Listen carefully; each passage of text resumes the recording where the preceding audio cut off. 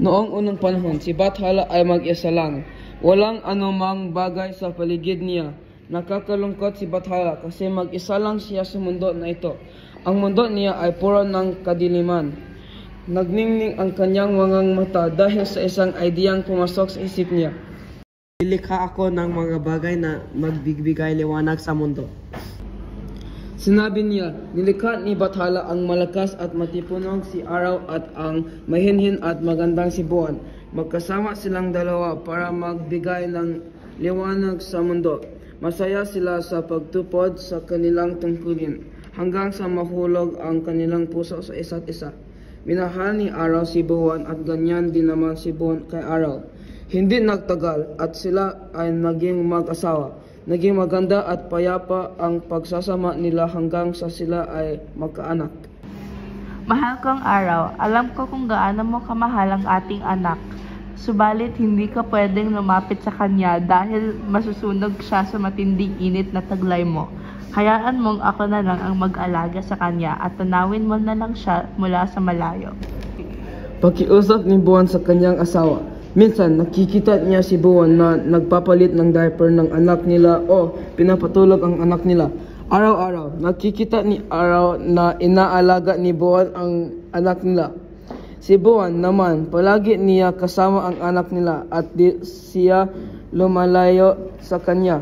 Dahil dito naseselos at nalulungkot si Araw dahil gustong-gusto niyang lumapit para mahawakan o mayakap ang kanilang anak. Subalit alam niyang makakasama ito sa bata kaya nagkasya na lang siya sa pagtingin at pagsubaybay sa anak mula sa malayo. Lumipas ang panahon. Habang lumalaki ang kanilang anak ay lalong tumitindi ang pagnanais ni Araw na makalapit sa kanya. Isang halik lang, gustong-gusto kong mahalikan ang aking anak, kahit hindi dumampi basta malapitan ko lang siya. Bulong ni Araw sa sarili, at iyon nga ang nangyari. Dahan-dahan siyang lumapit sa natutulog na anak, at akmang hahalikan ito nang mangyari ang labis na kinatatakutan ni Buwan. Ang matinding init na dala ni Araw ay nagpaliyab sa katawan ng anak nila bago pa maitulak ni Buwan palayo ang nabiglang si Araw. Matinding galit at lungkot ang nadama ni Buwan nang makitang naging abo ang katawan ng anak. Habang walang tigil sa pananaghoy, ang kaawa-awang ina ay nilipad ng hangin ang abo mula sa nasunog na katawan ng bata. Ang iba'y kumalat at nanatili sa kalawakan. Ang iba'y napunta sa mundo. Patawarin mo ako, anak ko. Patawarin mo ako, mahal kong Buwan. Labis-labis ang pagsisisi ni Araw.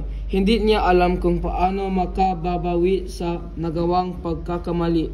Dahil sa nangyari sa anak ay labis na naglukso si Buwan. Kaya naman sa loob ng maraming araw ay hindi siya nakita upang magbigay liwanag.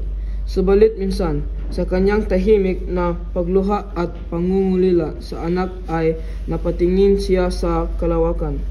Nanlaki ang kanyang mga mata. Hindi siya makapaniwala sa nakita. Anong hiwaga ito?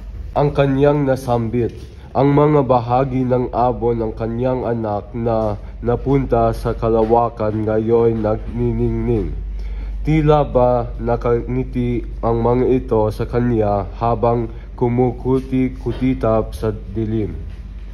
Mahal kong Buwan, ginawa ko ang aking makakaya para mabigyan ng liwanag ang mga abo ng anak nating kumalat sa kalawakan.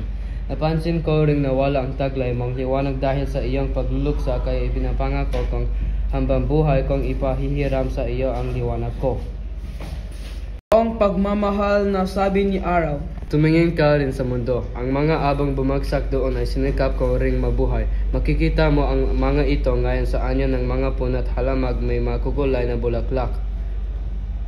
Paliwanag pa ni Araw, hindi makapaniwala si buwan sa nakita. Ang mga abang na natili sa kalawakan ay nakukuha ng ningning mula kay Araw, kaya't sa dilim ay kumukuti-kutitap ang mga ito at tinawag na mga bituin.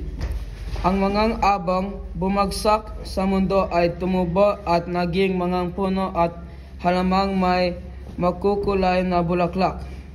Ang sinag ni Araw din ang bumubuhay at nagbibigay tingkad sa mga ito.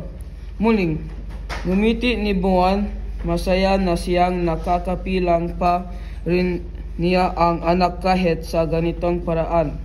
Unti-unti, dahil sa ipinakitang pagmamahal ni Araw ay naibalik ang nasirang tiwala ni buwan sa kanyang asawa. Hanggang sa ngayon ay patuloy pa rin silang dalawa sa pagbibigay liwanag sa mundo. Gayunpaman, may mga gabing hindi nakikita si buwan. Ito kasi ang mga panahong masaya siyang nakatitig sa mga biting na